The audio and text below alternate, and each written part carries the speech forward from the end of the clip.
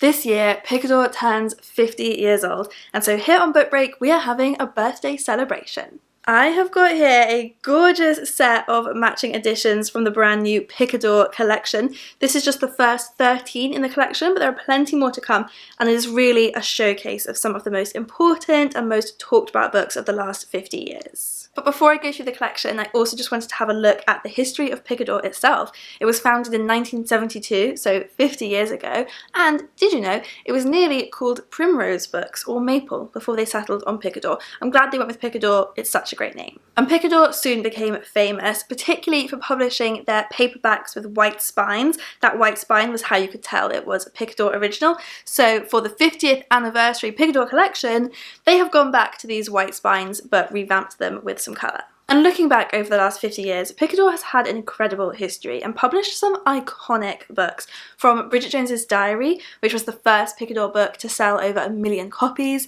to The Butcher Boy, which was the first Picador book to be shortlisted for the Booker Prize, to Last Orders, which was the first to win the Booker Prize, and Picador books have won the Booker Prize quite a few times since then, including most recently with Shuggie Bain, which won in 2020. And Picador has also published some legendary authors, including Nobel Prize winners Samuel Beckett, Knut Hamsun, Toni Morrison and V.S. Naipaul. And I could go on and on listing Picador's biggest hits, but let's have a look at this gorgeous collection that I've got in front of me. American Psycho by Bret Easton Ellis is definitely one of the most notorious books of the last 50 years. It is an absolute pop culture phenomenon about a charming psychopath. Just as disturbing and just as brilliant is Blood Meridian by Cormac McCarthy. This is a very violent book. It is savage and depraved. It's a Western novel that kind of subverts the form of a Western novel. And on basically any list of the scariest villains in literature, you will find Judge Holden, who is the villain from this book.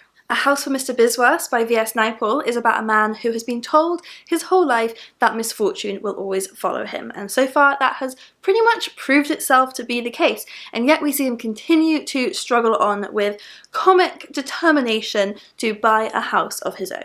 The Line of Beauty by Alan Hollinghurst is a landmark work of LGBT literature. This is about a gay man living in Notting Hill in the 80s, and this is one of Picador's Booker Prize winners. A Little Life by Hanya Yanagihara doesn't need any introduction on BookTube. It is one of BookTube's favourite books. This is over 700 pages of pure emotion. It follows 4 men, this group of friends, through their lives, but our main character is Jude, who has suffered unspeakable trauma in his past, and yet what endures through all of the years is love. A Manual for Cleaning Women is a short story collection by Lucia Berlin, who has posthumously become one of the most celebrated short story writers in American literature, and this is a collection about the lives of working class, marginalised people.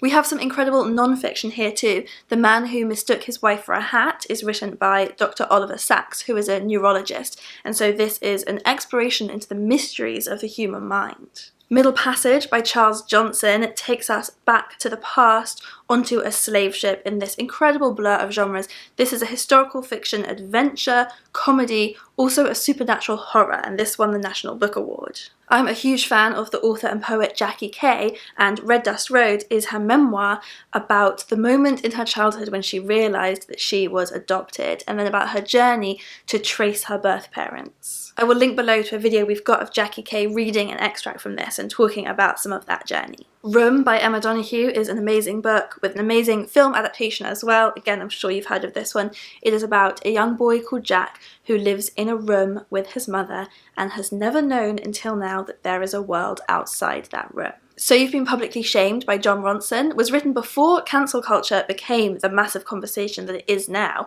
but in this book Jon Ronson goes and meets some of the victims of public shaming and questions how we can more effectively use our voices for good. Station 11 by Emily St. John Mandel. This is the book that seemingly predicted the future because years before COVID, Emily St. John Mandel wrote a book about a deadly virus.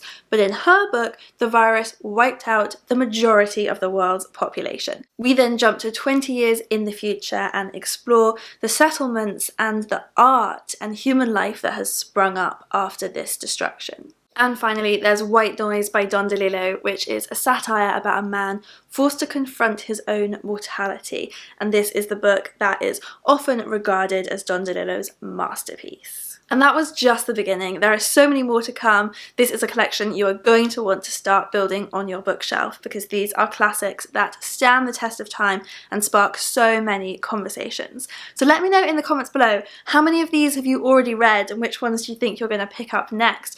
And I will also link here to a playlist of all of the other videos that we have made talking about classics. See you next time.